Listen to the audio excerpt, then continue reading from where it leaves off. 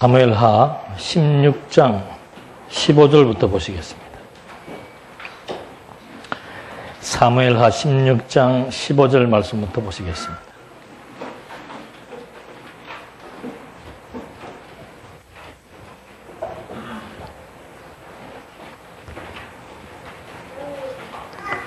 그때 압살롬이 모든 백성 즉 이스라엘 사람들과 함께 예루살렘에 이르렀고 아히도벨도 그와 함께 있었다. 그때 다윗의 친구 아렉 사람 후세가 압살롬에게 와서 말하기를 왕만세라고 하였다.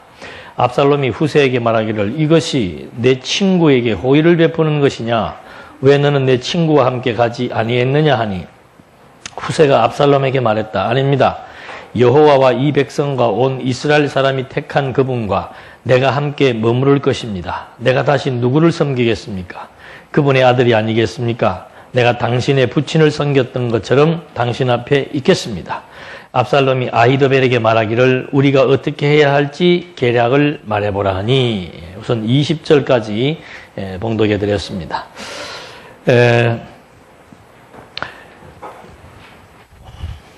지금 하나님께서 다윗 왕국을 보호하시는 그런 그 한 큰 단원에서 보호하시는 과정이 뭔가 하면은 타락과 비극, 회복과 교훈입니다. 타락과 비극 그리고 회복과 교훈.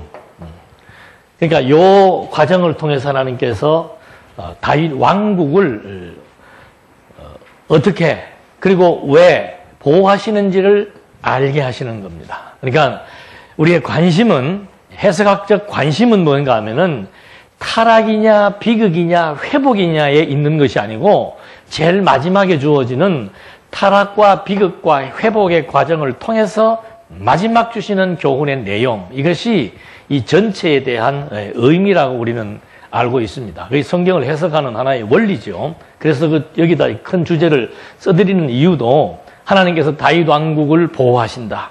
어떤 과정을 통해서 보호하시는가? 타락, 비극, 회복이라고 하는 과정을 통해서 보호하신다. 그러니까 여기에 나오는 타락, 다윗의 타락, 다윗이 겪는 비극의 현장, 그리고 다윗의 왕국이 회복되어지는 이 과정, 이 세 가지가 따로따로 분리되어져 갖고 설명되는 것이 아니고 이 세 가지를 다 총합해서 하나님께서 다윗의 왕국을 이러한 여건과 환경을 통해서 보호하시는구나. 왜냐하면 다윗의 왕국을 영원하게 해주시겠다고 언약하신 하나님은 여호와로 살아 존재하신다. 그걸 알게 하기 위한 것. 이것만 우리가 놓치지 않으면 이제 이 과정상의 설명을 듣는 데 있어서 어려움은 없습니다. 그걸 놓치게 되면은 여러분 타락하게 되면은 이런 비극을 겪습니다. 이런 소리밖에 못하는 거예요. 그 내용이 본문에 나와 있기 때문에 그래서 지금 우리가 타락과 비극을 이제 공부하게 되는데 그런 맥락 속에서 왕가의 비극입니다. 왕가의 비극도 반역과 요 왕가의 비극의 내용도 압살롬의 반역 아들이 반역을 하니까 아버지 다윗이 겪게 되는 그 비극의 참혹한 현상을 여기서 설명해 주고 그 다음에 압살롬이 또 아버지에게 도전합니다. 그러나 결국 압살롬은 마지막에 사망하게 되죠. 이것이 요 비극의 과정입니다. 그러니까 비극의 과정도 마찬가지예요. 이 주어가 누군가? 하나님께서입니다. 하나님께서 압살롬으로 하여금 반역할 그런 환경과 여건을 만들어 주어 놓고서는 압살롬으로 하여금 반역할 수 없도록 하나님이 섭리해 나가시면서 반역하게 하십니다. 아들이 반역하니까 아버지는 그 아들의 반역으로 인해서 엄청난 심리적 그리고 외형적인 여러 가지 많은 타격을 받을 수밖에 없습니다. 그렇게 약해진 아버지의 세력 앞에 아들이 막강한 군대를 데리고 도전해서 아버지를 결국 예루살렘 성에서 쫓아내게 됩니다. 왕궁에서 쫓아내게 됩니다. 그러나 그의 최후는 결국 가서는 압살롬은 사망하게 되고 다시 다윗의 왕가는 회복하게 되어진다는 내용입니다. 그렇게 하시는 이유와 목적 그걸 우리가 이제 잊어버리면 안 되는 거죠.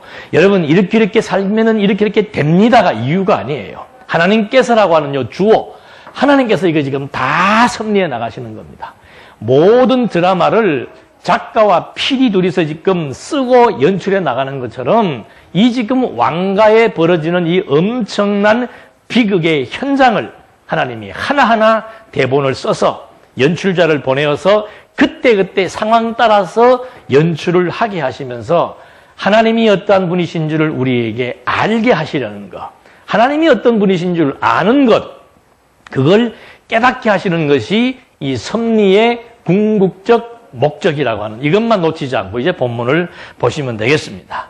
이제 우리가 지난 시간 공부한 대로 압살롬이 아버지를 반역을 했고 다윗은 이제 수세에 몰리게 되었는데 그때 이제 다윗이 정면으로 도전하는 내용이 나옵니다. 이때 읽어드린 말씀의 내용대로 예루살렘에 입성한 압살롬에게 이제 후세라, 여기 나오는 후세는 다윗의 신복입니다. 다윗의 신복인데 다윗이 이제 적진에다가 파송한, 그러니까 그 압살롬의 입장에서는 하나의 간첩이 되는 거죠. 요즘에 뭐 간첩 문제가 이슈가 돼서 계속해서 TV만 틀고 하면 나옵니다만은, 이 지금 후세는 다윗의 신복이었으면서 이쪽 입장에서 봤을 때는 스파이죠. 그가 왔는데 오니까 압살롬이 볼 때 이상하죠. 저 친구는 완전히 다윗의 신복이었는데 자기한테 와가지고는 자기에게 충성하겠다고 얘기를 하니까, 야, 너 네 친구 어디다 버리고 왔냐? 빈정대면서 말하는 거죠. 그러니까 그게 아닙니다. 지금의 대세는 누구예요? 대세는 당신입니다. 나는 당신에게 충성봉사하랍니다. 우리가 여당문만 보면은 왜 이렇게 압살롬이 의심을 안 했을까 하지만은 사실 지금 다윗의 신복들 가운데서 압살롬에게 지금 찾아온 친구들, 여기 정치권 말하면 줄서기 한 거죠. 머리 빠른 사람들, 줄서기 한 사람들이 많습니다. 그러니까는 뭐 의심 없이 이 친구도 그런 사람들 중에 하나겠거니 하고 이제 불러서 결국은 쓰려고 하는 겁니다. 그래서 일단 후세가 온 것에 대해서는 거절하지 않고 그 다음에 이 압살롬은 예루살렘을 지금 진격을 해야 되니까 그거에 대해서 지금 이제 궁리를 하고 있는 거예요. 그래서 우리 읽은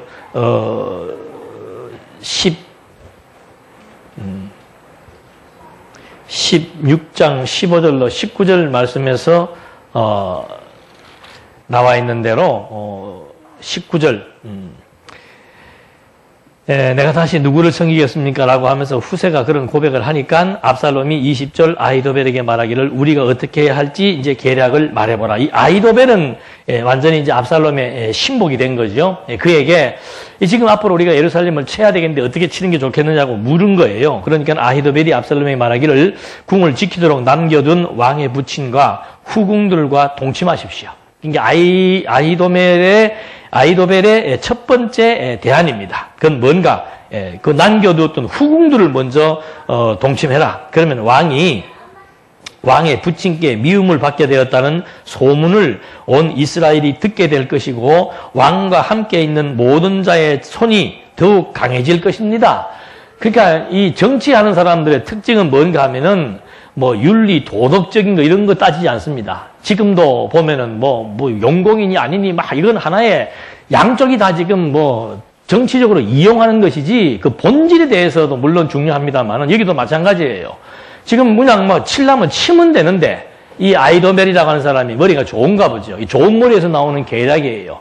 남겨둔 후궁 10명이 있으니까 그를 건드리면은 당연히 아버지가 미워할 거 아니냐. 그러니까 이 아들이 아버지를 쫓아낸다는 명분을 만들자 이 말이죠. 그 명분은 뭔가 아들이 이런 실수를 했는데 그 실수 때문에 아버지에게 미움을 받아가지고 그 아버지가 가만 놔두겠는가. 그래서 도저히 아버지를 어떻게 하지 않으면 안 될 수밖에 없다라고 하는 이유를 만들자고 지금 아히도벨이 아주 멋있는 모략을 꾸민 거예요. 그래서 22절 사람들이 압살롬을 위해 지붕 위에 장막을 쳤으며 압살롬은 온 이스라엘의 눈앞에서 자기 아버지의 후궁들과 동침했다. 대단하지요. 온 이스라엘이 다 보는 앞에서 장막 쳐가지고 많은 사람들이 알도록 그렇게 한 겁니다. 그때 아히도벨이 내놓은 조언을 마치 하나님께 물어 하나님의 말씀을 직접 들은 것처럼 여겼으니 다윗이나 압살롬도 아히도벨의 모든 계략을 그렇게 여겼다. 그러니까 더 웃기는 것은 뭔가 하면은 그런 일이 지금 다 어떻게 되어 나간다. 하나님께서 어떻게 허락하신 일처럼 그래서 이 인간이 가지고 있는 그 기본적인 악성 중에 하나가 뭔가 하면 자기 합리화예요. 어떤 일을 행할 때 특히 우리도 이런 합리화, 이 말씀 공부하면은 제일 먼저 나타나는 잘못된 징후가 뭔가 하면은 자기 합리화입니다. 하나님이 하게 하셨지. 예? 예? 사람주의고 도덕질하고도 하나님이 하게 하셨지. 어쩌란 말이냐. 이런 식의 참 하나님이 하게 하신 거예요, 안 하게 하신 거예요? 예? 하나님이 하게 하신 거예요, 안 하게 하신 거예요? 힘있게 말씀 못 하시네. 네.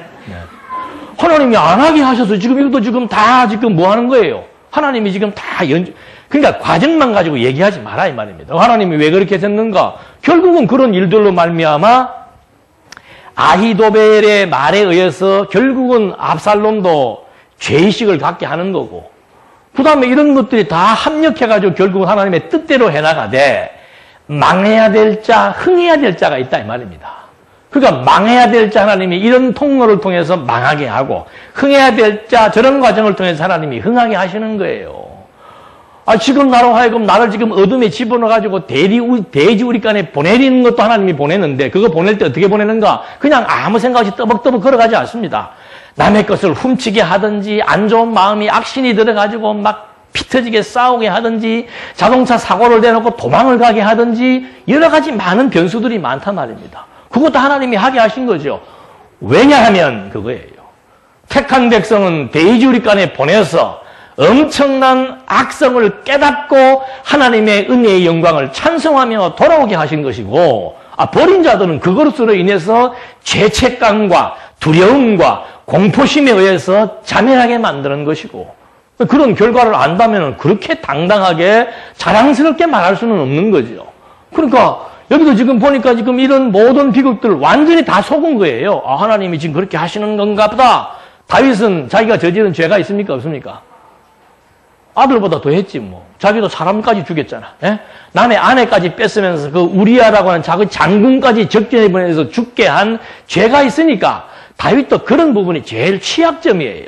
다른 부분은 괜찮은데 막 그런 문제가 나오면은 막 다윗은 입 닫고 가만히 있는 거죠. 맞아. 나도 하나님께서 이렇게 실수하게 했으니까는 막 저것도 하나님이 하시는가 보다 하면서 천막치고 하는 그 난잡한 현상들을 그대로 바라볼 수밖에 없도록 하나님이라고 하는 주체를 앞에 내세워서 모든 사람들이 자기 합리화에 빠져서 범죄하는 장면들, 이렇게 지금 하나님께서 완전히 눈들을 멀게 해서 아히도벨의 모략대로 부친의 후궁을 취하도록 섭리하신 겁니다. 그 다음에 아히도벨이 압살롬에게 다윗 왕을 죽이겠다고 보고합니다.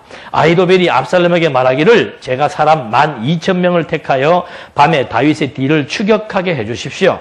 그가 피곤하고 손이 약해진 사이에 제가 그에게 가서 그를 놀라게 하면 그와 함께한 모든 백성이 도망할 것입니다. 그때 제가 왕만 쳐 죽여서 모든 백성이 당신께 돌아오도록 하겠습니다. 당신이 찾는 그 사람을 제외하고는 모든 사람이 돌아올 것이니 모든 백성이 평안할 것입니다 하니 압살롬과 이스라엘의 모든 장로들이 그 말을 옳게 여겼다.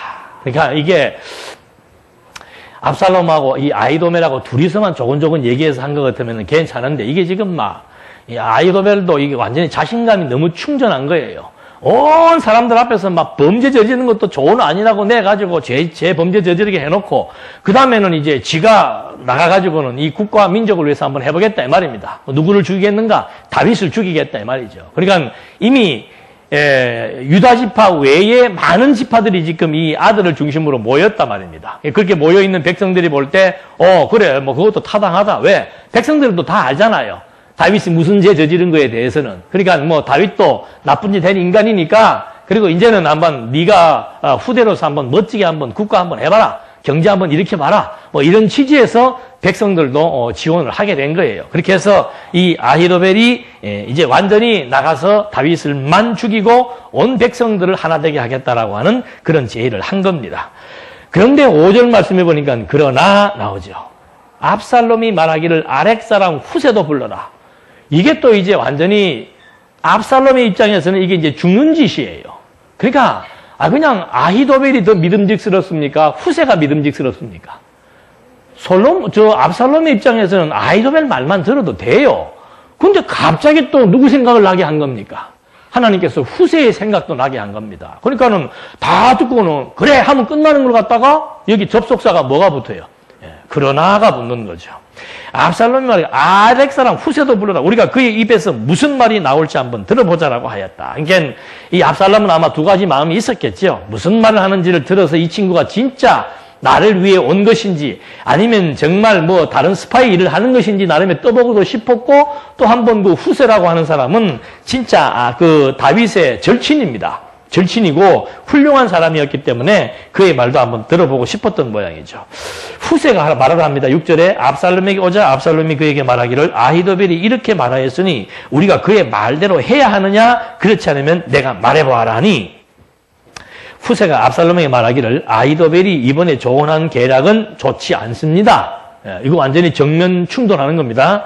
또 말했다. 왕께서 아시는 바와 같이 왕의 부친과 그의 부하들은 용사들이며 들에서 새끼를 잃은 곰과 같이 마음이 격분해 있습니다. 그들은 전쟁에 능통한 사람이니 백성과 함께 자지도 않을 것입니다. 그러니까 뭐 이 아히도벨은 이 사람들이 힘 빠져 있을 때 가가지고 웍 하고 놀래게 해주면은 다 기절해가지고 다 자멸할 것이다. 그때 내가 다윗만 죽이고 오겠습니다 했는데 그거는 맞지 않습니다. 다윗 옆에 있는 지금 남아있는 그 사람들은 완전히 전쟁으로 단련된 완벽한 전사들입니다. 그 말을 해준 거예요. 9절 이제 그는 어떤 동굴이나 어떤 장소에 숨어 있을 것입니다. 그러다가 우리 병사 중에 누군가 먼저 쓰러지게 되면 그 소문을 들은 사람들은 압살롬을 따르는 병사들이 대패했다고 말할 것입니다. 그라여 사자의 마음을 가진 용맹한 사람일지라도 간담이 녹을 것이니 이는 왕에 붙이는 용사요 그와 함께한 자들도 용맹한 자들임을 온 이스라엘이 알고 있기 때문입니다. 그러므로 저희의 계략은 이것입니다. 다안에서부터 브엘세바에 이르기까지 온 이스라엘이 바닷가에 엄청난 모래처럼 왕께 반드시 모이게 하고 왕께서 친히 전쟁터에 나가십시오. 그가 있을 만한 곳으로 우리가 가서 이슬이 땅 위에 내리듯이 그를 덮치면 그는 물론 그와 함께 있던 모든 부하들이 한 사람도 살아남지 못할 것입니다. 만일 그가 어떤 성읍으로 물러가 있다면 온 이스라엘이 그 성읍으로 밧줄을 가져가서는 그 성읍을 계곡까지 끌고 갈 것이니 그 성읍에서는 작은 돌 하나조차 찾지 못할 것입니다. 압살롬과 온 이스라엘 사람이 아히도벨의 계략보다 아렉 사람 후세의 계략이 더 좋다고 말했으니 이는 여호와께서 압살롬에게 재앙을 가져오기 위해 아히도벨의 좋은 계략을 깨뜨리시기로 뭐했기 때문이다? 네, 작정했기 때문이다. 이런 말 우리가 빨간 줄 쳐놔도 돼요. 성경에 작정이라는 말이 그렇게 흔치 않게 나옵니다. 네. 그러니까 제가 미리 말씀드린 거 이게 지금 다 뭐예요? 하나님의 뭐예요? 네. 작정이에요. 작정. 하나님이 아예 창세 전부터 작정하고 예정하고 세우신 언약을 기초로 해서 피조세계 창조로부터 종말에 이르기까지의 모든 전 역사를 당신의 뜻, 작정, 뜻, 계획 이것을 총괄한 하나님의 사상 이게 전부 하나님의 섭리의 기초입니다. 모든 역사가 지금 일본의 방사능이 터져가지고 지금 막 이 하루에도 막 몇백만 톤이 유출이 돼가지고 지금 점점 바다가 오염돼서 태평양 앞바다에 있는 생선들에게까지 지금 그걸 다 먹고 있다 그러잖아요. 지금 일본에 있는 그 덜풀들은 다 지금 변형되기 시작을 했고 그거 누가 하신 거예요? 네. 하나님의 뭐예요? 작정대로. 네. 그 하나님의 작정 모르면은 많은 그 평화주의 그 사람들은 뭐라고 그러죠? 네. 자연운동 하시는 분들. 이 땅은 오염되면 안 됩니다. 하나님이 이미 이 땅의 3분의 1, 바다의 3분의 1, 땅의 3분의 1, 하늘의 3분의 1을 어떻게 하도록? 다 썩도록 이미 요한 지금으로부터 1900년 전에 이미 우리에게 다 당신의 작정을 알려준 요한 계시록에 다 있는 내용이에요. 네. 그러니까 10년 전만 해도 바다의 3분의 1이 어떻게 썩을 수가 있을까? 누가 뭐 썩는 염산을 뿌려야 되나? 뿌릴 것도 없어요. 한 몇 군데서 지금 지금 일본만 보더라도 핵시설이 막 엄청나게 많더라고요. 섬나라가 돼가지고 이 핵이 아니면은 이런 에너지를 만들어낼 수가 없답니다. 그래서 일본 친구들, 머리 좋은 친구들이 엄청나게 만들어 놓았는데 저는 거기까지 가는 줄은 몰랐어요. 일본에서 터진 그 방사능의 그 원자 핵이 저 태평양까지 가는 줄은 몰랐어요. 둥둥 흘러가지고 벌써 그쪽에 지금 머물어서 지금 점점 오염되고 있다 그러잖아요. 일본에 있는 방사능 몇 개만 터져도 세계 바다의 3분의 1이 오염되어져서 인간들이 바다에서 생산되는 음식을 먹을 수 없는 무시무시한 시대가 올 것이 성경에서 이미 다 예언돼 있고, 뿐만 아니고 방사능 터지니까 땅도 다 그거 돼 버리잖아요. 예. 그러니까 우리는 이런 일을 바라보면서 막 일본 놈들이 어떻고 무엇이 어떻고 붕괴할 게 아니고, 야, 진짜 하나님의 작정이 어떻게 이 시대에 지금 어느 한 가문의 다윗의 왕을 중심으로 발생되어지는 이런 여러 가지 계략과 작정과 정보와 전쟁과 패배와 승리의 모든 내용이 하나님의 작정대로 지금 이루어진 역사적인 사실을 지금도 볼 수 있지만, 지금 현재에서도 또 이렇게 1900년 전 하나님의 작정을 성령의 예언을 통해서 보여준 요한계시록의 내용을 보더라도 마지막 때가 임박해서 이제 이방인의 때가 끝이 나게 되고 유대인의 때가 시작이 되면서 마지막에 짐승 권세와 음녀 권세가 출현해서 하나님의 몸된 교회를 점점 괴롭히고 파괴시켜 나가는 종교의 말살의 시기가 다가오고, 전 세계를 주장한, 이제는 여러분들 더 감이 날 거예요. 전 세계의 인류를 누가 어떻게, 한 사람이 어떻게 그걸 주장하는가? 지금 우리가 쓰고 있는 모든 데이터 전부 인공위성으로 다 쏘아 올리잖아요. 이것만 머리 좋은 한 사람이 권력가가 딱 쥐고 있으면은 전 세계 사람들의 생각, 마음, 태도 한눈에 다 보여집니다. 지금이야 이거 갖고 신청만 해놓으면 내가 어디 있는 거 다 볼 수 있는데, 그거는 전문가들은 어느 지역에서 내가 무엇 하는지도 지금 다 볼 수 있는 겁니다. 그러니까 이게 짐승권세라 그러잖아요. 세계를 장악하는 짐승권세. 지금은 동양과 서양, 공산과 자본주의 이념에 의해서 전쟁을 일으키고 미국이냐 중국이냐 패권을 다투고 있지만, 이제 조금만 더 지나면 전 세계를 하나로 통합하는 엄청난 권세자가 세력이 등장한다 이 말입니다. 그 세력에 의해서 교회는 엄청난 핍박을 당하게 돼 있고, 지금도 그렇잖아요. 대한민국에 점점점 믿는 사람들이 줄어들어가고 있고, 전 세계의 기독교 인구는 자꾸 줄어가는데 이슬람은 점점점 확산되어 가고 있고, 이게 기현상이 아니에요. 성경에서 예언된 대로 되는 거라 이 말입니다. 이런 모든 역사들 하나님의 작정 아닌 게 없다 이 말이죠. 나중에 요한계시록 할 때도 나오겠습니다만은, 지금 되어지는 정치, 사회, 문화 또는 환경, 자연 모든 역사들조차도 하나님의 작정 따라 되어진다.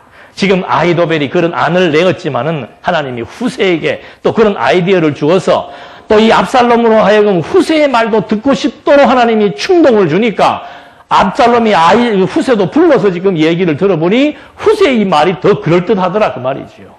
이하임은 당신이 선봉했어가지고 아예 나가서 그냥 하려면은 씨를 말리도록 다 부셔버려서 당신을 따라잡는 민족들은 다 죽여버리고 나머지 지파들과 더불어 명실공히 제대로 된 왕의 위용을 쌓는 것이 어떻겠습니까? 와, 좋다 이거죠. 그런 후세의 의견, 이것이 하나님의 작정 때문에 나왔는데, 이 후세의 의견으로 말미암아 결국은 압살롬에게 어떻게 해요?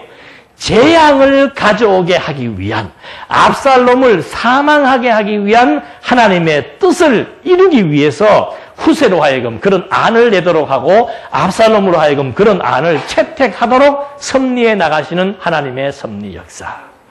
여러분, 그러니까 우리가 무슨 사업을 할 때도 마찬가지예요. 어떤 A라고 하는 사람, B라고 하는 사람, 뭐 이런 사람들을 등장시켜서 이런저런 어떤 구상을 하게 하고, 이렇게 저렇게 계약을 하게 했다가 이렇게 저렇게 움직여 나가는 모든 것들이 그 사람들의 생각, 마음, 판단, 주어지는 모든 환경적인 여건들 전부 다 누가 해나가시는 거예요? 하나님이 해나가시는 거예요. 그래서 하나님 믿고 산다는 것처럼 든든한 게 없단 말입니다. 하나님이 어떤 분이신 줄 모르면은 주어지는 상황에 몰락할 수밖에 없습니다. 이 일은 이렇게 돼야 되는데, 이렇게 되려니까 저 사람이 필요하고 저 사람이 필요하니까는 내가 은혜관계에 들어가가지고 비나이다 굴력적인 그런 일들을 할 수밖에 없고, 그래서 인생이 피곤한 거예요. 그러니까 야고보서에도 그게 나오잖아요. 뜨시면, 소리를 막 지르고 싶은데 지금, 뜨시면, 하나님의 뜨시면 이렇게 될 수도 있고 저렇게 될 수 있다. 그게 신앙적 배짱이에요. 아이고 당신이 거절해도 괜찮다. 하나님께서 하기로 작정하신 일이라면은 당신이 방해하고 당신이 거절하고 당신이 나 망하게 했어도 반드시 이 일이 하나님의 하게 하시기로 작정된 일이라면은 된다 안 된다. 그럴 때 I can do it. 전제가 뭔가? 하나님의 뜻. 그래서 여유 있게 사는 거예요. 그래서 긴장하지 않는 것이고, 복음에 합당한 생활이 뭔가? 복음을 중심으로 합력하는 것도 합당한 생활이지만 두 번째는 뭐예요? 두려워하지 않는 겁니다. 두려워한다는 건 뭔가? 근심하고 걱정한다는 거예요. 근심, 걱정, 불안, 초조, 염려, 이게 한마디로 말하면 두려워하는 거예요. 왜 두려워하는 겁니까? 두려워하는 이유는 뭔가? 내 생각대로 안 될까 봐 두려워하는 것이고, 또 한 가지는 뭔가? 하나님의 뜻대로 된다는 것이 안 믿어지니까 두려워하는 거예요. 내 생각은 내 생각일 뿐이에요. 만사는 하나님의 뜻입니다. 그것만 확실히 믿어지면은, 선한 일 같으면 하나님께서 나로 하여금 선한 마음 갖게 하고, 선한 소원, 마음의 소원을 두고 행하게 하신다. 그 말이지요. 저는 결과론적인 얘기지만 너무도 말씀을 알고 싶었어요. 정말 너무도 말씀을 알고. 이거 무슨 신학교로 가서 공부를 해보니까 성경을 가르쳐 주진 않으니까 이걸 도대체가 풀어서 어떻게 가르치냐 이 말입니다. 유명한 부흥사들 쫓아다니면서 기록하고 하는 것도 한두 번이지 이건 사람이 할 짓이 못 되더라니까. 감질이 나서 못 하겠어요. 그래서 삼각산에서 1년 동안 피를 토하도록 기도한 거 아니에요. 제일 꼭대기 올라가가지고 막 중간쯤 올라가면 영역이 약할까봐 삼각산 제일 꼭대기에 올라가가지고는 그냥 소리 지르면서 하나님 나 성경 좀 깨닫게 해달라고. 방법은 어리석은 줄 모르지만은 마음의 소원이 이루어진 거예요, 안 이루어진 거예요? 이루어져서 2년 만에 이루어지더라니까. 1년 기도하고 2년 만에 이루어지더만.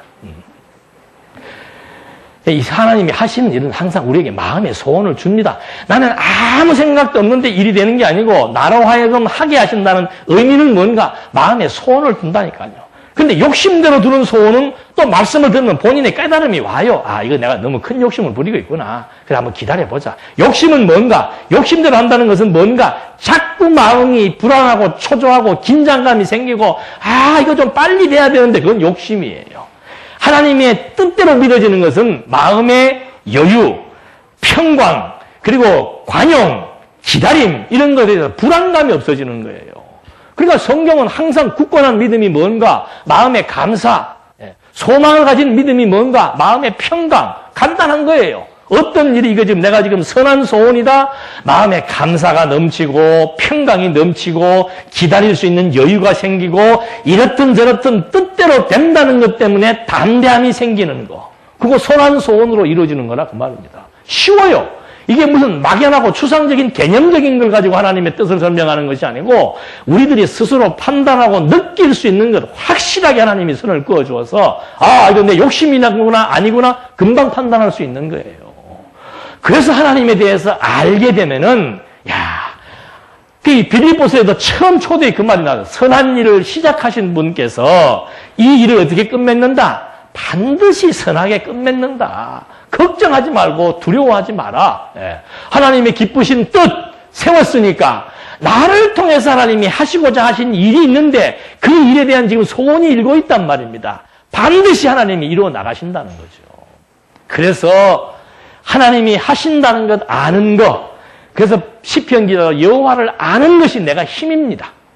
사람 의지할 것도 없고 환경 때문에 막 좋았다가 싫었다가 질투하고 원망하고 타다고 할 것도 없고 정말 하나님이 하신다는 이 신앙적 여유를 갖고 바라보면서 기다릴 수 있는 거.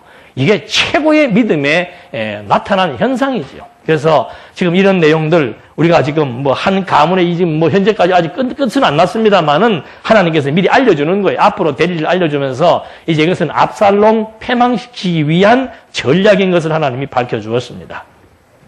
15절 후세가 두 제사장 사독과 아비아들에게 말했다. 아히도벨이 압살롬과 이스라엘 장로들에게 이러이러하게 계략을 세웠고 나도 이러이러하게 계략을 세웠습니다. 성경 참 재밌어요. 그러므로 이제 너희는 서둘러 사람을 보내어 다윗과 함께 강야의 나루터에서 밤을 지내지 마시고 반드시 건너가십시오. 그렇지 않으면 왕뿐만 아니라 왕과 함께한 모든 백성이 죽게 될 것입니다라고 보고하여라. 요나단과 아히마스가 드러내놓고 그 성에 들어갈 수 없으므로 엔로겔에서 기다리고 있을 때 한 여종이 그들에게 가서 알렸고 그들은 다윗 왕에게 가서 보고하는데 한 소년이 그들을 보고 압살롬에게 보고하자 그 두 사람은 급히 떠나 바후람의 어떤 집으로 들어갔더니 그의 뜰에 운물이 있었으므로 그들이 그 운물 속으로 내려갔으며 그 집 여자가 덮개를 가져다가 그 운물 입구를 덮고 그 위에 곡식을 널었으므로 아무도 알지 못했다. 압살롬의 종들이 그 집의 여자에게 와서 말하기를 아히마스와 요나단이 어디 있느냐 하니 그 여자는 그들에게 대답하기를 그들이 개울물을 건넜습니다 하고 그들을 수색해 보아도 찾지 못하고 예루살렘으로 돌아갔다. 꼭 무슨 드라마 보는 것 같네요. 예? 우리 옛날에 막 빨갱이들 있을 때 막 빨갱이 내려와가지고, 예? 땅 파고 숨었는데 뭐 위장해나고 살아나고 그런 거하고 똑같은 얘기예요, 지금. 그러니까 하나님께서 어디로 피하도록, 누구 집에 가도록, 그 집의 주인의 마음을 어떻게 바꾸도록, 어디에 숨도록, 예. 이런 맥락 속에서 돌멩이 날아가는 방향까지라도, 예. 참새가 한 아사리온에 팔리는 금액까지라도, 예. 모든 것이 하나님의 무엇이다? 뜻대로 된다는 거죠. 그게 절대자예요. 절대자. 전능자이고 절대자이다. 그래서 지금 이렇게 다윗을 먼저 이렇게 피신토록 하나님이 섭리하게 하기 위해서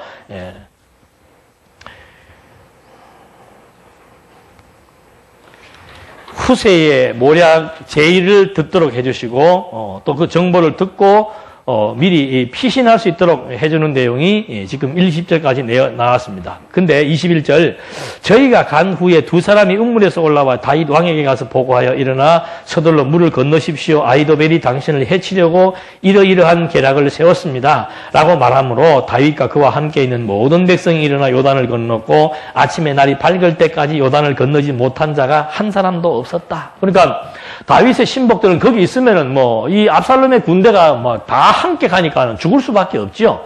근데 하나님이 미리 또 첩자를 보내가지고는 다윗과 함께하는 사람들, 백성들을 다 이렇게 피신가도록 하나님께서 미리 첩자를 보내어서 이렇게 피신하도록 섭리하시는 겁니다.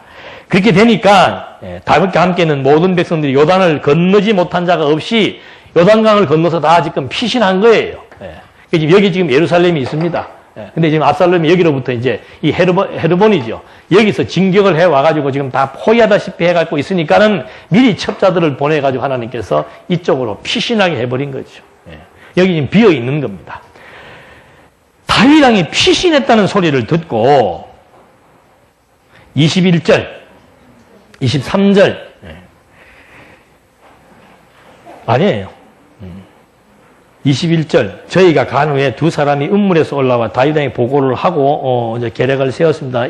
그리고 22절 다윗과 그와 함께 있는 모든 백성이 요단을 건넜고 아침에 날이 밝을 때 요단을 건너지 못한 자가 한 사람도 없었다. 23절 아히도벨은 자기의 계략대로 일이 진행되지 못함을 보고 나귀의 안장을 지우고 일어나 자기 성읍에 있는 집으로 가서 집안을 정리한 후 목을 메어 죽었으며 자기 조상의 묘실에 묻혔다. 그러니까 일일이 나중에 아히도벨이 이런 놈이니 저런 놈이니 죽여야 된다 할 거 없어요. 하나님께서 죽게 하실 자는 어떻게 해요? 근데 아까 미리 말했잖아요. 그 둘이서, 압살롬하고 둘이서 했으면은 이 작전이 누구의 작전인지 모를 텐데, 그 백성들 다 모아놓고 그냥 막 후궁들을 그렇게 하면은 이렇게 되고 저렇게 되니까 이렇게 되어서 다윗은 죽습니다. 내가 가서 하겠습니다라고 한 것도 망신을, 후세의 의견이 채택됨으로써 망신을 당했는데, 이거는 손도 써보지도 못하고 다윗은 다 피신해버렸으니까 그 소리 딱 들으니까 이제 아히도벨은 다윗을 자기가 죽이고 싶었는데 피신해서 없었다는 소리를 듣고는 스스로 힘이 빠져가지고 터덜터덜 그냥 말 타고 집에 와서 죽었더라 그러는데 또 말 위에 안장을 얹고 세밀하게 설명을 해서 자살하는 사람이 집안 정돈을 하고 죽는 모양이죠. 자기 집안 다 정돈해놓고 유서 한 장 써놓고 그리고는 이제 간다 그러고 결국은 목을 매달고 죽어서 조상들의 묘실에 묻혔더라. 뭐예요? 그러니까 정말 하나님이 하신다는 거 지금 당장은 우리가 못 볼 수 있습니다만은 못 보겠어요. 되어지는 모든 만사 성경적 원리만 이해하게 되면은 확실하게 배워나갈 수 있는 겁니다. 그러니까 여러분이 종교교육이라고 하는 거, 저는 엊그저께 그 TV에서 유대인들이 그 안식일 지키는 장면이 아주 그 자세하게 나오더라고요. 예. 그걸 보면서 느낀 게 뭔가 하면은, 뭐 안식일 지킨다, 이것은 신학적 의미가 무엇이다, 이런 걸 지금 얘기하려는 것도 그건 우리 다 알잖아요. 유대인들이 안식일을 너무 철저하게 지키는, 저녁 뭐 7시인가 딱 되면은 문 닫아야 돼요. 그리고 이제 안식일 뭐, 금요일, 토요일 지키고 뭐 해서 그 다음날 몇 시까지는 요때는 이제 아무것도 하지 않잖아요. 그러니까 요 문 닫는 시점이 되니까 막 온통 가게들이 지금 막 난리가 나는 거예요. 그 문 닫는 시간 맞춰서 문 닫으라고. 그래갖고 나중에 시간 지나가지고 문 닫는 집에는 독실한 유대의 교인들 몇 명이 그 가가지고 막 욕을 해요. 예. 안식일을 그따위로 지켜서 대다 욕을 하고 하니까 막 장사꾼은 또 성질이 나는 거야. 예. 장사하다가 문 닫아야 되니까. 그러니까 거기에 막 욕하는 사람도 있고 싸우는 사람도 있고 미안하다 하는 사람 다양하대요. 그 시간 땡 되면 하여튼 막 온 도시가 다 정막이에요. 그럼 뭐 하는가? 가정으로 다 모여가지고 온 가족이 다 모여서 유대인 그 안식일 날은 이거 손대면 안 된다 그랬잖아요. 제가 이스라엘 갔을 때에도 이걸 못 꺼가지고 호텔 안에서 웬 유대인 할머니가 소리를 지르면서 불러서 가보니까 이 끄라 그러더라고. 네. 자기는 내가 영어만 좀 됐으면 좀 얘기 좀 할 텐데 덜 돼가지고 그냥 끄라는 소리만 듣고 꺼졌지. 그 가이드한테 물어보니까 손도 못 댄대요. 요새는 어떻게 하는가? 타이머를 작동하더만요. 온갖 것에 타이머를 다 끼우는 거예요. 그러니까 그 시간 안식일 땡 하면 이제 알아서 불 딱 들어왔다가 몇 시까지는 꺼지고 어떻게 되는 걸 다 조정을 하더만 자기들이. 중요한 것은 그 식탁에 모여서부터 시작해. 안식일 날은 온 가족이 다 모여요. 모여서 뭐 하는가? 토라. 그리고 유대인들이 보는 책이 뭐예요? 예? 탈무드. 예. 그걸 끊임없이 공부를 하는 거예요. 온 어린애들부터 다 모여가지고. 그래서 저는 그걸 보고, 야, 참 멋있다. 예. 그러니까 유대인들은 종교가 선택이 아닙니다. 예. 우리는 선택이잖아. 예? 우리 애들도 선택하잖아요. 지금은 부모의 힘에 못 이겨서 나오지만은, 그래서 어릴 때부터 신앙생활은 선택이 아니고 뭐다? 필수다. 이걸 우리 부모들이 몸으로 가르치고 내용으로 가르쳐야 되는 거예요. 그러니까 유대인들은 나면서부터 뭐예요? 유대교인이라니까. 나면서부터. 이슬람도 마찬가지예요. 나면서부터 뼛속까지 종교인이란 말입니다. 아니, 부모가 뱃속에서부터 예수 믿고 나는 3대째다, 2대째다 하면 뭐해? 뼛속까지 그리스도인이어야 한다니까. 그게 어떻게 가능해지는가? 교육이에요, 교육. 예. 우리는 안식일이 안식, 이날보다 전날을 낮게 여기지 말고 일주일 내내 무슨 날이에요? 그러니까 우리는 이게, 저도 그걸 이렇게 보면서, 야, 이거 성경 공부 제대로 안 하고 하나님 제대로 모르면은 유대인들보다 나아야 못해요. 유대인은 일주일에 하루라도 어떻게 합니까? 완전히 여호와께 집중하는 겁니다. 모든 식음을 다 전폐하고 그날 하루라도 하나님 전적으로 의지하면서 하나님에 대해서 하루 왼종일 성경을 펴놓고 온 식구가 모여서 가르치고 공부하는 거예요. 우리는 원리를 깨달았어요. 그것이 아니다. 날에 내리는 것이 아니고 일주일 내내 주의 날이다 했으면 일주일 내내 어떻게 해야 됩니까? 완전히 지금 이게 신앙이 이상해지는 거예요. 그리고 저는 금요일 날 우리 집 앞에 있는 경산의 제일 큰 교회 마침 금요일이 철회하는 날이잖아요. 그래서 그 다방에서 뭐 좀 누구랑 얘기를 하다가 나오는 길이니까 막 난리가 난 거예요. 막 북을 치고 밴드 나가길래 오랜만에 어떻게 하나 한번 볼까 싶어서 안에 들어가서 딱 보니까는 막 청년들이 너무 많은 거예요. 청소년들이 모여가지고 막 통곡을 하는 거야. 예. 제가 초창기에는 그런 걸 보면서 비아냥거렸지요. 예, 저건 아닌데. 그게 맞다는 소리를 하려는 게 아니에요. 그거 아니지요. 근데 그 친구들에게 물어보십시오. 그 시간 하나님 앞에서 울며 통곡하며 자기를 반성하며 여호와께 매달렸던 간절한 그 시간이 자기들에게 좋았는지 나빴는지. 좋았겠어요? 나빴겠어요? 우리는 진리의 말씀 가지고 그렇게 하나님 앞에 간절한 소원을 빌어볼지도 잘 안 해요. 그렇다고 하나님 앞에 막 간절한 기도를 하느냐? 그런 것도 안 해요.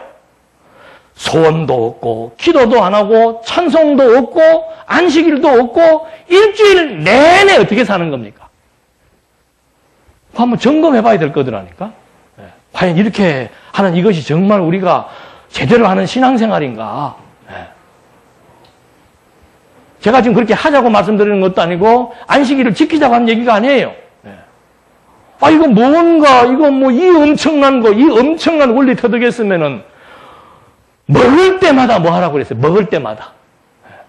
아, 그리스도를 기억하고. 그 최소한 하루에 3번이라도 어떻게 해요? 근데 우리는 식사기도 0.1초라마. 바로 속사포로 끝내고 숟가락 들어야 되고. 그건 뭐 지금 시간을 얘기하려는 게 아니고 우리 중심이 이거 정말 우리가 이거 하나님 중심으로 뭐를 생각하고 애들을 생각하고 저는 지금 일부에 너무 좋은 거예요. 할 때마다 지금 저 혼자 감동받는 거예요. 여러분 우리 그 정민이 지금 아직 돌도 안 됐잖아요. 걔가 이 찬송을 압니까 모릅니까? 알아요. 언어적으로 이렇게 지금 언어적이고 개념적이고 이론적으로 뭐다 분위기 다 탑니다. 온 지금 어른 아이들이 다 모여서 뭐 한다? 찬송 부르는구나. 걔는 감각적으로 즐거운 거예요. 우리보다 더 큰 목소리가 나오는 거예요. 그래서 여호와를 찬송한다는 발음은 안 돌아가지만은 그 친구도 태에서부터 제 목소리를 들었어요, 안 들었어요? 들었어요. 10개월을 들었습니다. 어떤 분들은 제가 하니까 좋아한다는데 좋아할 수밖에. 저는 알죠. 내 목소리는 엄마 목소리, 아버지 목소리 다음으로 들은 목소리예요. 그것도 막 시끄럽게. 여러분이 종교교육이라고 하는 것은 뼛속부터 하는 겁니다. 뼛속부터. 그 지금 우리가 20대 이상 되는 애들이 교회 안 나오는 거는 다 우리 실패한 거예요. 뭐 나오게 하기 이걸 얘기를 하는 게 아니고 이 정말 기독교도 이거 이슬람교나 유대교도 선택이 아닌 것처럼 기독교 내가 믿는다. 우리 자녀들에게 기독교는 선택 과목이 아니란 말입니다. 그냥 그리스도 안에서 사는 거예요. 그래서 이런 엄청난 원리를 지금 우리가 하나하나 공부해 나가면서 왜 이것보다 미숙한 이론을 가지고 있는 성도들보다 또 때로는 진정한 기독교가 아닌 다른 종파의 성도들보다 즐거워할 수 없고 감동할 수 없고 기뻐할 수 없고 희열을 가지고 가치를 추구하며 힘있게 못 사냐 이 말입니다. 그건 지금 뭐가 근본이 잘못된 거죠. 뭐가 근본이 잘못된 거예요.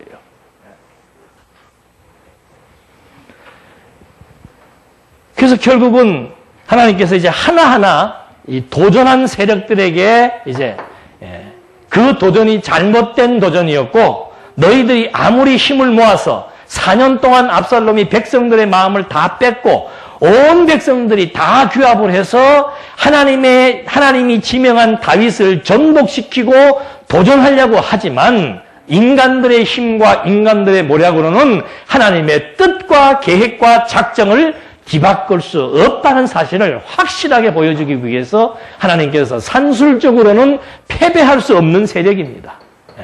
근데 하나님께서 도리어 완전히 무능한 세력, 이제는 쫓겨나서 다시 돌아올 수 없는 그 세력을 하나님이 만들어 놓고 그런 다음에 거기에서 다시 하나님이 불러올려서 다윗을 회복시켜 나가는 하나님의 섭리 역사. 그래서 여호와는 나의 목자시니 내게 부족함이 없으리로다. 하나님이 하시는 일을 알기 때문에 우리는 부족과 불만을 느끼는 게 아니고 만족과 감사를 느끼며 살아갈 수 있도록 하나님이 섭리해 나가시는 것을 보여주는 거죠. 이렇게 해서 압살롬이 이제 이미 자살을 해버리고 압살롬이 아마사로 군장을 삼아 길르앗 땅에 진을 치게 됩니다. 신복 하나가 죽었습니다. 그렇게 되니까 이제 아마사로 군장을 삼아서 길르앗 땅에다가 진을 치는 겁니다. 이 아마사는 다윗의 누이 아비가일의 아들입니다. 그러니까 결국 뭐 압살롬이나 다윗이나 다 한 집안이죠. 아버지와 아들 아니에요. 주변 사람들 다 친척이고 다 신복들이고 그래요. 그를 이제 불러서 삼았는데 27절에 보니까 이제 결국은 압살롬이 이제 사망하는 내용이 나오죠. 도전하기 위해서 아마사로 군장을 삼았습니다. 17장 27절로부터 한번 보시겠습니다. 다윗이 마하나임에 왔을 때 암몬 자손 나빠 사람 나하스의 아들 소비와 로데발 사람 암미엘의 아들 마길과 림 길르앗 사람 바슬레가 침상과 대야와 질그릇과 밀과 보리와 밀가루와 볶은 곡식과 콩과 팥과 볶은 녹두와 꿀과 버터와 양과 소의 치즈를 다윗과 그와 함께한 백성을 위해 가져와서 먹게 했으니 이는 그들이 말하기를 백성이 광야에서 배고프고 피곤하며 목마르겠다 하였기 때문이다. 여러분 다윗이 지금 배 고프다고 도와달라고 했어요, 안 했어요? 그렇게 한 적 없어요. 예. 하나님께서 벌써 또 이방 손길을 다 일로 피난 가게 했으면은 피난 가는 걸로 끝나는 게 아니고 여기서 또 하나님께서 어느 사람이에요, 이게? 예? 암몬 사람. 여기 암몬이잖아요. 예. 암몬 사람 여기다 딱 이방인 준비해놨다가 우리가 먹는 것보다 더 좋은 음식들이 다 나오네. 예? 온갖 작곡들 볶아야 될 거 볶기까지 다 하고 치즈하고 버터니 다 준비해가지고 이 사람들 오늘하고 얼마나 고생했겠는가. 예? 여기서 쫓겨나서 이 천황스럽게 온 이 사람들 얼마나 고생했겠는가. 부드러운 마음을 암몬 사람에게 갖게 해서 결국은 다윗을 이방인들의 손에 의해서 보호하도록 섭리해 나가시는 하나님의 섭리 역사. 그러니까 하나님이 보호하시고자 할 때는 때를 따라 아름답게 섭리해서 보호해 나가시는 내용을 우리가 확인을 지금 해볼 수 있는 겁니다. 이렇게 다윗 왕이 군장들에게 이제 이렇게 보호해서 결국은 피곤함을 면하도록 하나님이 섭리해 나갑니다. 그 다음에 18장부터는 다윗이 다시 이제 역전해 나가는 내용들이 소개되게 되는 거죠. 압살롬은 죽고 다윗이 이제 승리하게 되어지는 내용들이 다음 장면에 소개됩니다. 이 연속극은 이제 다음 주일날 보도록 하시고, 진짜 하나님께서 이런 거 아니면 우리 걱정하지 말고 사십시다. 두려워하지 말고, 근심하거나 염려하거나 불안해하거나 초조해하거나 긴장하거나 하지 말고 좀 마음의 평강과 마음의 만족과 감사하는 말을 하면 살아갈 수 있는 이것이 하나님이 우리에게만 허락하신 축복의 내용이라 이 말입니다. 하물며 너희일까 보냐. 공중에 나는 새를 봐라. 들에 피는 들풀을 봐라. 다 누가 먹이고 입히지 않아도 다 먹고 사는데 하물며 너희일까 보냐. 내 미래가 어떻게 될 것인가? 내가 지금 이번에 취업을 어떻게 할 것인가? 저 사람을 만나는데 어떻게 할 것인가? 이번 파트너하고 사업을 해야 돼. 이게 잘 될 것인가? 안 될 것인가? 이 인간 저 인간 어떻게 할 것인가? 인간 할 것도 없어요. 그 인간이나 이 인간이나 똑같은 인간이에요. 다 죄인이에요. 그리고 나중에 다윗이 관용을 베푸는 게 뭔가? 아버지 애비가 자기가 먼저 그런 어리석은 일을 저질렀으니 아들놈 그거 죽여서 되겠어요? 내 유전인자가 저기에 들어가서 저렇지 하니까 압살롬 죽이지 말라고 고함을 치는 거고, 압살롬이 죽었을 때 그 소식 듣고는 막 통곡을 하잖아요. 압살롬아 내 아들 압살롬아. 울면서 통곡하잖아요. 그 왜 그러는가? 자기 주제를 알아서 그런 거죠.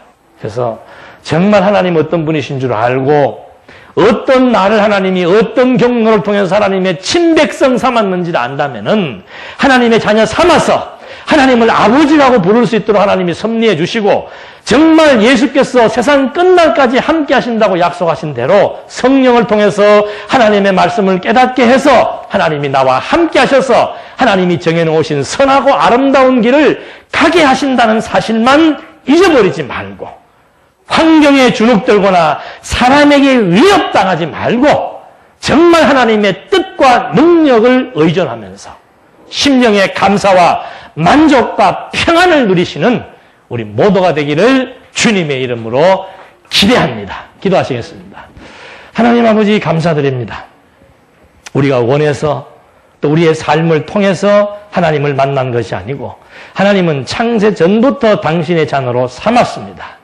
우리가 부모를 선택할 수 없듯이 정말 하나님의 뜻에 의해서 하나님의 사랑의 결과로 오늘 우리가 하나님의 자녀가 되었기에 하나님은 일방적으로 절대적으로 변함없이 끝까지 함께 하시며 우리의 삶의 일거수일투족을 인도하신다는 사실, 이제 우리는 구약의 역사를 통해서 또 한 번 확인해 보면서 정말 주어진 환경과 여건 때문에 두려워하거나 초조하거나 근심하거나 염려하지 말게 하시고 하나님의 뜻과 하나님의 능력 앞에 하나님이 나와 무슨 관계인 것을 다시 한번 깨달아 보면서 여호와만 의지하며 살아가기에 부족함이 없도록 인도해 주시옵소서. 예수님의 이름으로 기도드립니다. 아멘.